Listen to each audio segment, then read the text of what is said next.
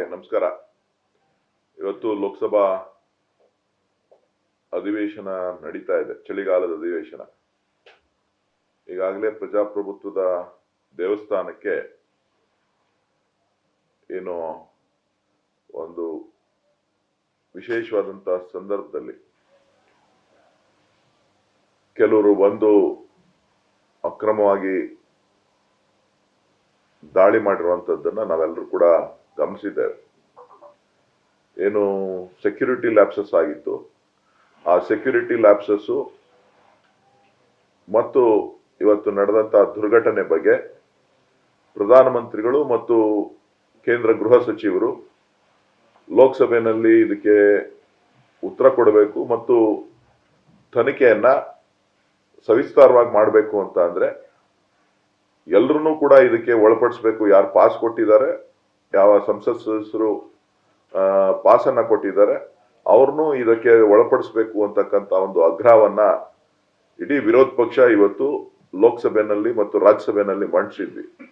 ಆದ್ರೆ ಇವತ್ತು ಪ್ರಜಾಪ್ರಭುತ್ವದ ದೇವಸ್ಥಾನಕ್ಕೆ ರಕ್ಷಣೆ ಇಲ್ಲ, ಬೇರೆಯವರೆಲ್ಲರಿಗೂ ಕೂಡ ಎಲ್ಲಿ ರಕ್ಷಣೆಯನ್ನ ಕೊಡ್ಲಿಕ್ಕೆ ಆಗ್ತದೆ ಅಂತಕ್ಕಂಥ ಧ್ವನಿಯನ್ನ ಎತ್ತಿದ್ರಿಂದ ಇವತ್ತು ಸುಮಾರು 146 ಸಂಸತ್ ಸದಸ್ಯರನ್ನ ಇವತ್ತು ವಿರೋಧ ಪಕ್ಷವನ್ನ ಹತ್ತಿಕ್ಕುವಂತ ಕೆಲಸವನ್ನ ಇವತ್ತು ಸರ್ಕಾರ, ನರೇಂದ್ರ ಮೋದಿ ಅವರ ನೇತೃತ್ವದ ಸರ್ಕಾರ ಮಾಡ್ತಾ ಇದೆ.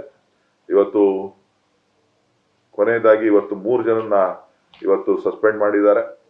ಇದು ಪ್ರಜಾಪ್ರಭುತ್ವದ ಕೊಗ್ಗಲೆ, ಇದನ್ನ ಖಂಡಿಸ್ತೇವೆ.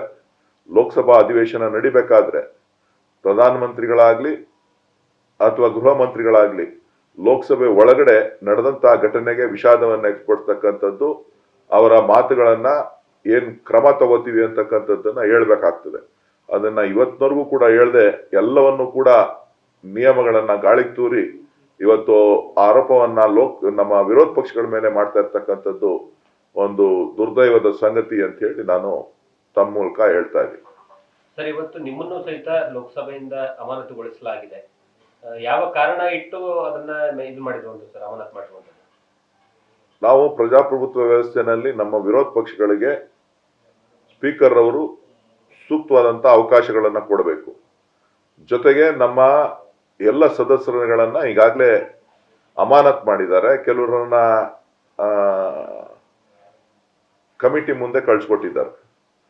ಸೊ ಇಂಥ ಸಂದರ್ಭದಲ್ಲಿ ನಮಗೆ ಮಾತಾಡುವಂತ ಒಂದು ಹಕ್ಕನ್ನ ಕಸಿಯುವಂತ ಪ್ರಯತ್ನ ಲೋಕಸಭೆಯಲ್ಲಿ ಇವತ್ತು ನಡೀತಾ ಇದೆ.